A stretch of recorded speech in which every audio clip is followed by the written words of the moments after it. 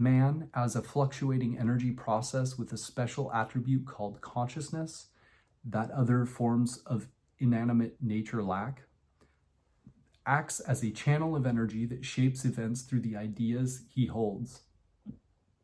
He is strongly influenced not just by his genes that produce his anatomy, his education, upbringing, and training, local circumstances, his pondering and experiences, etc., that fill his consciousness with thought patterns, but also by universal forces such as those encapsulated in astrology, keyed to your birth time, and feng shui, keyed to your location or climate, and so on.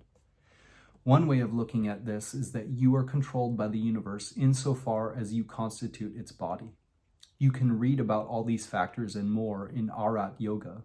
However, 14, through practices such as visualization, see sport visualization, or visualization power, you can fully imagine yourself using all 5 senses in the situations you want, and then persistently work to create a new future aimed at your goals through your conduct and daily activities. You can actually create a new fortune other than what is already set to occur because of your current parameters of personality, psyche, and behavioral conduct. Lao Fan's 4 Lessons, the autobiography of Benjamin Franklin, How I Raised Myself from Failure to Success in Selling, Betcher, Quick Fast Done, Bodri, and Positivity, Phil Hellmuth tell you how to do this, which is why I always recommend them.